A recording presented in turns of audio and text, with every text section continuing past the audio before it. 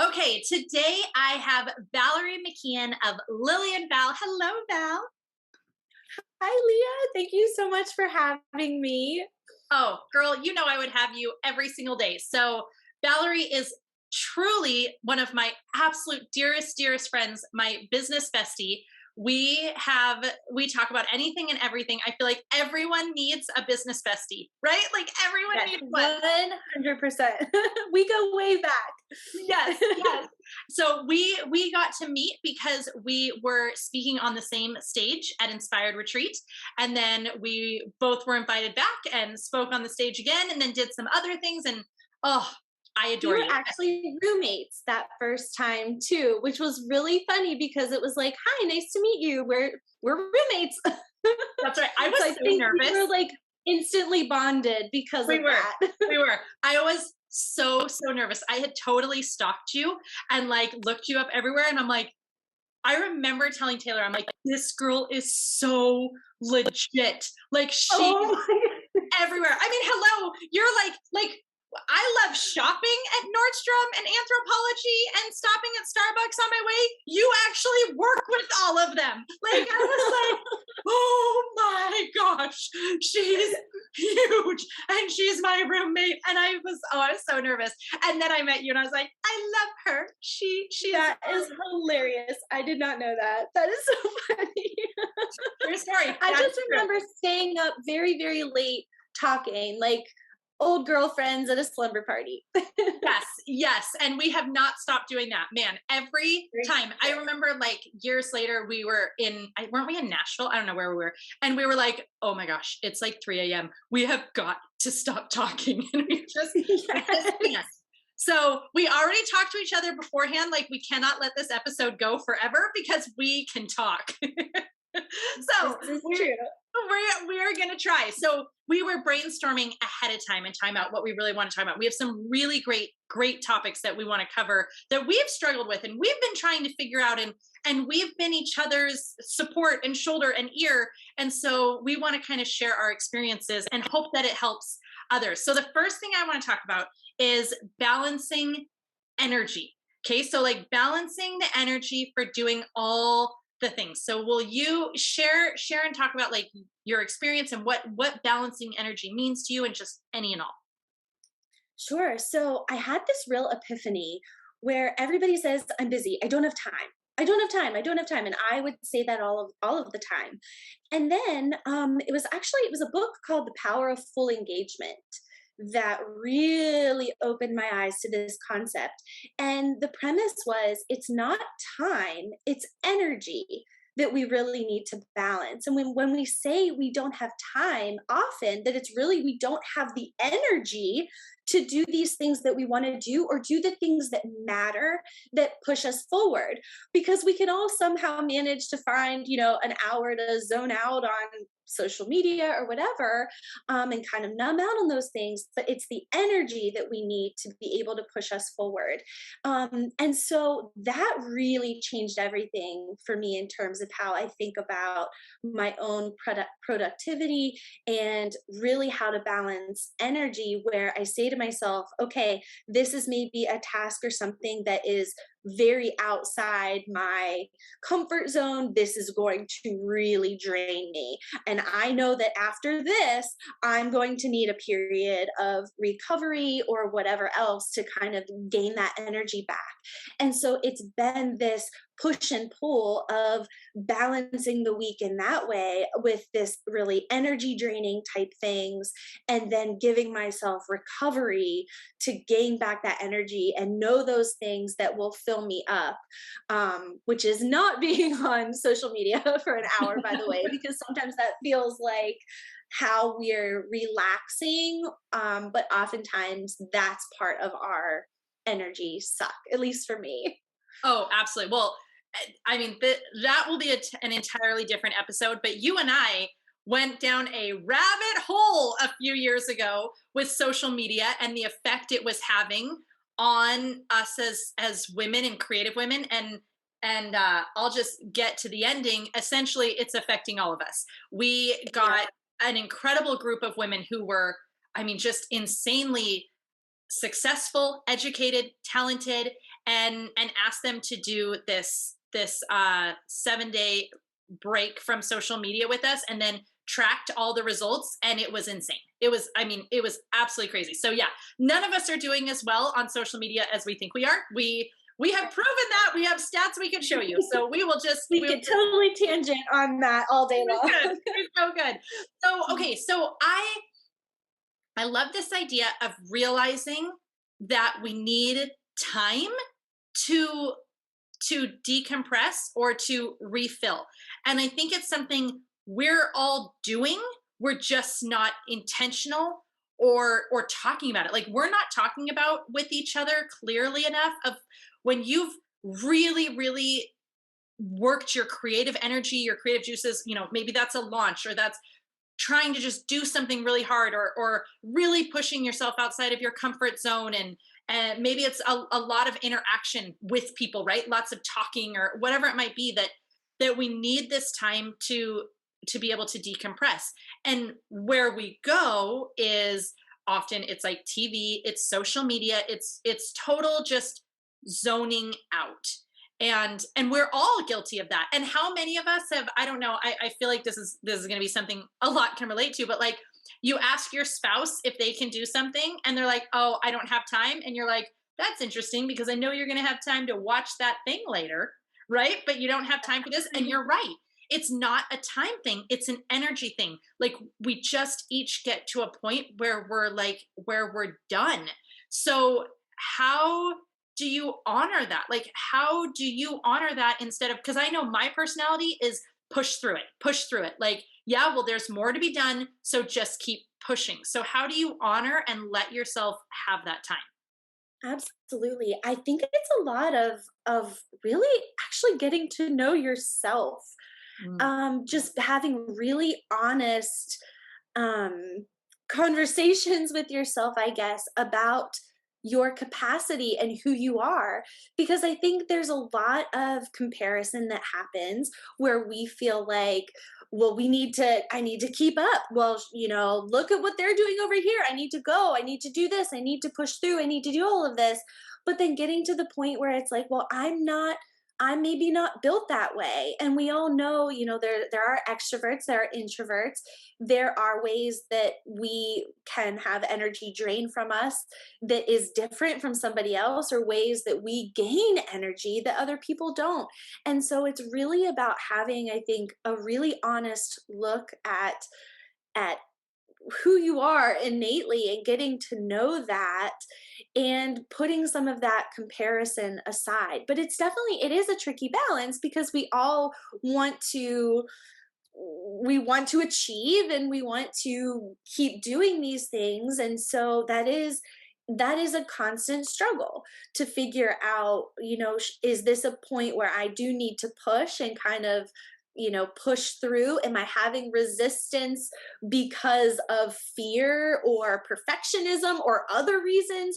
Or am I hitting a wall and I need to take a break, stop, do something that's going to actually fill me back up? That's a really tricky thing.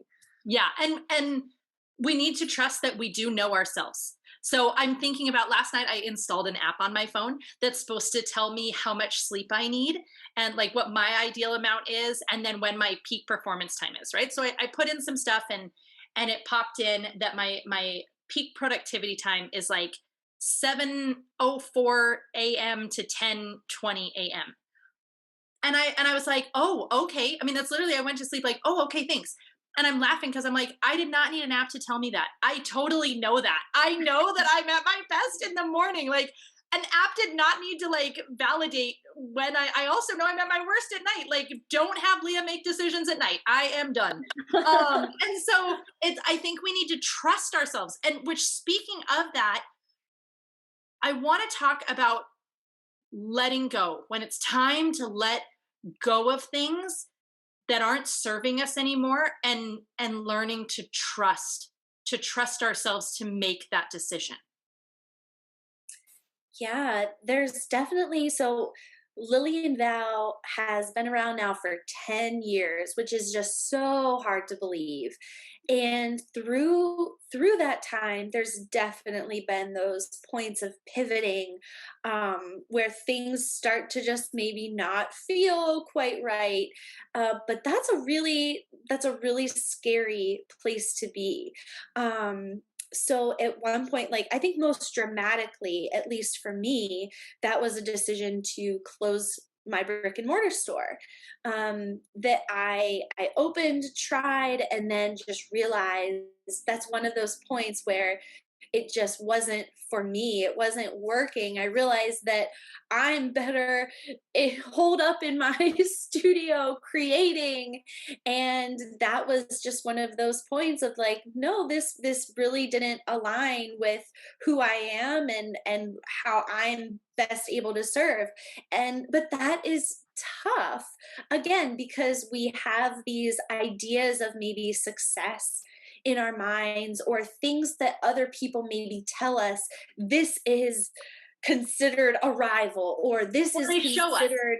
right? Like Yes. we see them, like it might not even be, I feel like one of the things I'm realizing is I don't even know if like they showed me their thing and I was like, wow, that's so cool. Well, then if I want to be that cool, I too need to do that. And I think that that gets us into trouble. Like we see what other people are showing as their success, and again, we're different personalities. So that maybe that truly is their version of success, of thriving, of like making it. But when we grab onto those and go, okay, well then like now I'm going to chase their goal. I'm going to chase what they achieved because I think that's going to mean that I've made it, right? 100%. And that's such an easy trap to fall into. I've definitely I've fallen into that quite a bit, because you're right. It feels like, oh, okay, this is the thing that I have to do to be that cool, or to feel successful. And so it's really, I think that we almost need to start with just what is that success for us, and how does that align with our own life goals and just how we're built. Yeah, yeah, it's so so when you realize like with the brick and mortar store, and I remember going through, that whole journey with you, and I've had mine too. I absolutely remember, I've talked about this on another episode, but I remember sitting at a convention, watching this gal on stage, her talking about her studio, and me thinking, wow, that is so cool. Like that is amazing. Oh my gosh, I want to have that goal. Like and I remember thinking like I want to be able to cover all those costs and still be able to be doing amazing and have my studio space. And I did. I accomplished that. And it was totally hollow. It didn't feel good at all. And I really believe that when our goals are not aligned with our true values. And what I mean by that is I mean that like what we say is most important. When our goals do not align with what we say is most important to us and what we truly in our core, we're not, it's not just lip talk. We mean it. When they're not in alignment, we will feel friction.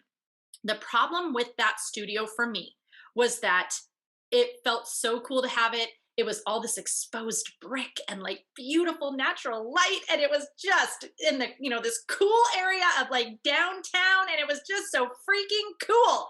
Right. But like at my core, my greatest role that I will ever play is as a mom. And like I want to be the best mom. Like I want to be the homemaker and the mom and the wife, and I want to just kill it when it comes to like those roles. And having that studio took me away from them even more, because now instead of like kind of a janky home studio, I'm driving, but I'm driving 30 to 45 minutes to get to the studio, and then I'm there, and then I got to clean everything up, and then I'm leaving. So it was adding 2 hours maybe further away from them. And once I finally admitted that and recognized that, right, then that's when I realized, okay, I've got to let this go. But letting go, that is so easy to say now. Letting go is so hard because there's this belief that like I failed. I said I was going to do this. I set out to do it and like I'm walking away. I didn't. I didn't accomplish it even if you have. So how did you deal with that? Absolutely. Well, first of all, I totally agree with what you're saying too, and I feel like the when you're not aligned there with your true values, I think the big secret is it does not matter how many of those goals you hit, it will never be enough. And that is definitely how it was for me, where you almost feel like, well, if I would get to this, then I'm going to feel like I arrived, or, that this is good. And that's the big secret. It doesn't matter how many of those things tick up. If it's not right inside and it's not aligned there with those values, you're not going to get that satisfaction that you Yeah. feel like you're going to get. But you're 100% right of just feeling that like a failure, feeling embarrassed, or like, oh well, what are people gonna think? I think that's been a Oh, really big one. And there's also a period of that I think that not a lot of people talk about, and that's the being in the middle part too, where you're kind of, something needs to let go, you maybe know that it's on that way, or you've just done it and you maybe don't have the next figured out, and there's this really interesting stage being in the middle, and I think or the fear of that keeps people stuck yes. from making those moves. But it's getting through that middle. I've come to realize, because I feel like I've been in the middle for a long time in a lot of ways. And I've just realized, as uncomfortable as it is, there's never anything achieved or pushing your life forward or getting to that point that you need to be without going through that icky yucky middle part. And Yeah. so it's almost like an embracing of that, and knowing like, okay, here we go for this ride. Like I kind of talk to myself in that way of, all right, well, I'm going to be here.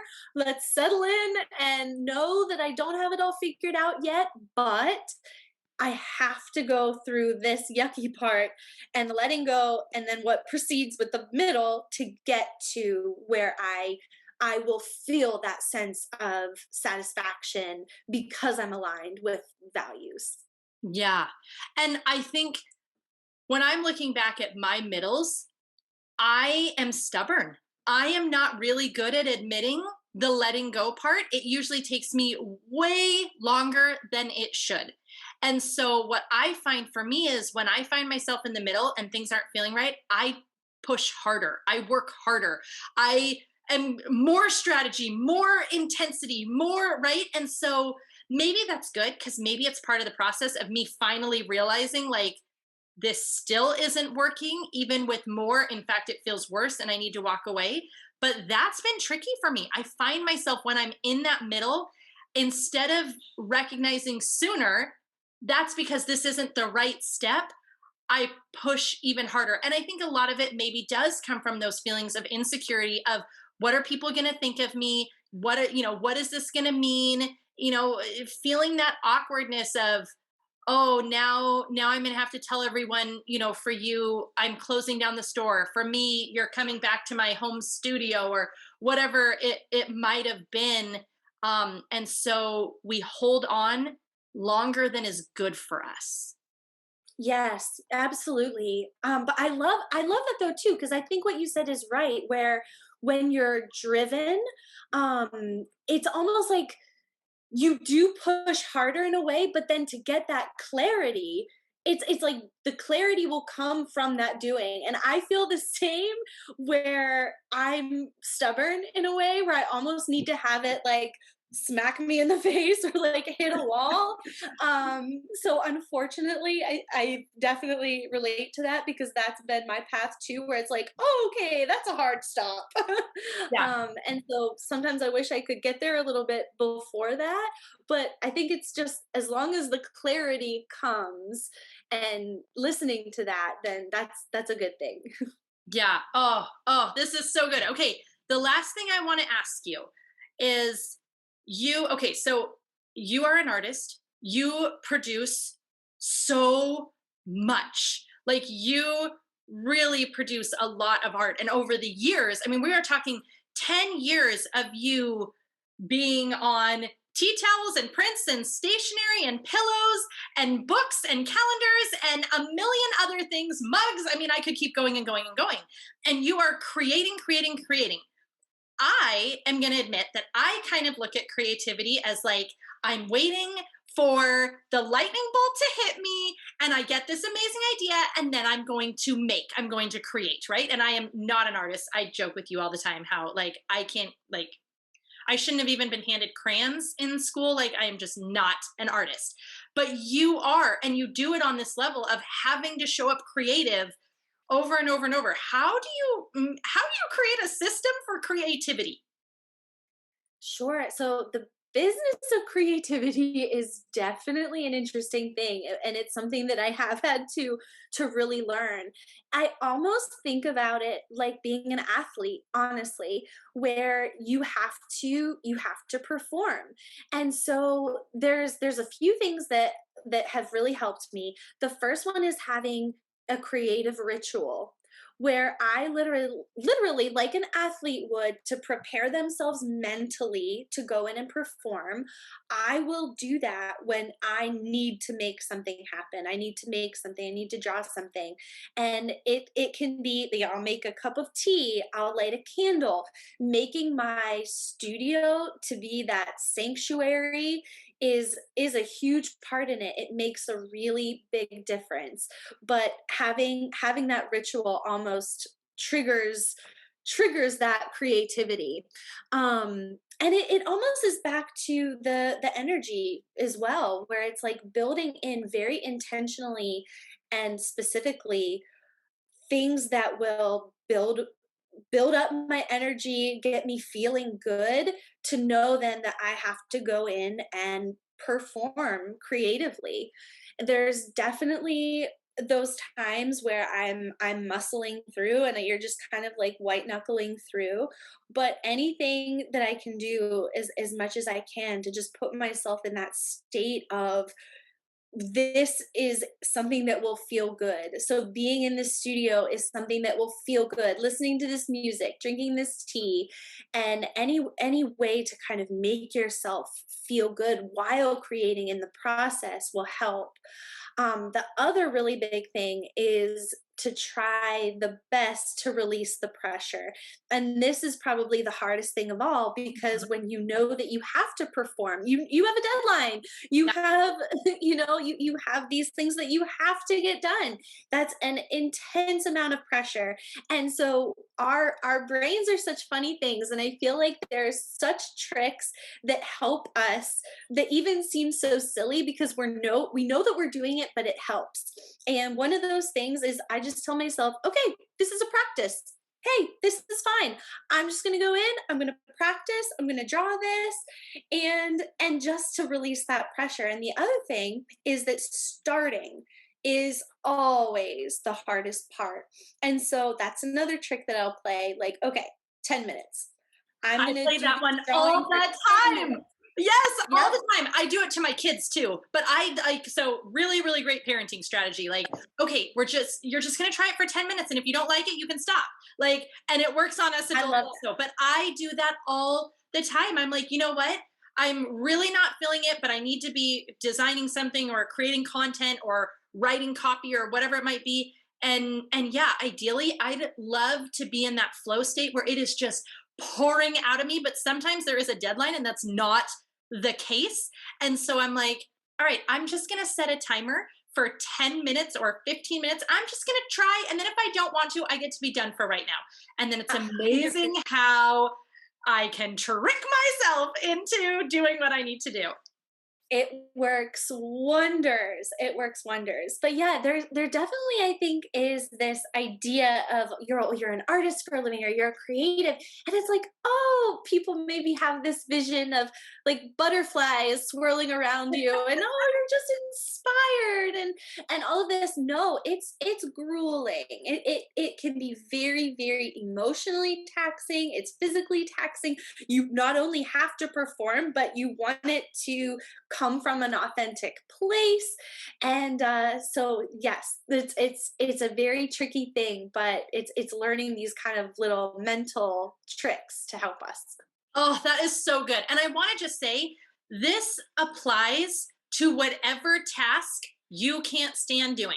Right? So and I'm not saying Val can't stand creating. She loves creating. But I'm saying I have used, like, as you're saying this, I'm like, this is so funny. What you're saying for how you turn creativity into a system, I am using those same tactics. I just never thought of it as like creativity into a system. But when there's like, I need to do, maybe financial reports, or I need to work on content that I'm like just not feeling, or whatever it is, something that I don't want to do, I do the exact same things. I'm like, okay, how can I make some triggers that feels really good? I'm going to have, little French bistro music softly in the background, and I light my favorite candle, and I will make my peppermint tea, and I will like, try to make this ambiance for myself that feels more enjoyable. I'll even, if I really need inspiration, because I'm trying to inspire, I will go watch a few like 5 minute super hype inspiration YouTube videos, right? And like that's a way that'll like get me into the zone and start getting my creative juices going. Cause I'll be like, oh, I would take this spin on this. I would approach that from here. And then I'm like, perfect, start writing. If I'm trying to write I love blog content or newsletter content or whatever it might be. So I just want to say, like, these are strategies that you could use when it comes to cleaning the house, doing laundry, getting out there and doing yard work. If those are things you despise, I'm going to be honest, I despise them so much, I outsource all of them. But if it's not the case, right? Like, but there's like other areas that, I try to ritualize, I try to make enjoyable and fun, to make it something that I can look forward to. So if there's any area in your life that is just feels like a chore and you don't want it to, you want it to feel more joy filled, do this. Find some ways to infuse it with joy, to truly infuse joy into it, and it will make a world of difference. Oh, I love this so much. So much. Okay, any last thoughts, advice that you have for us? Oh my. Yeah, I think just it's really to be gentle with yourself. Honestly, that has sort of become a little bit of a mantra for myself in recent years, just because again, we have all of these outside pressures, we have all of these things we need to do, and we always feel like we need to be doing more than we're doing, and there's always more that can be done.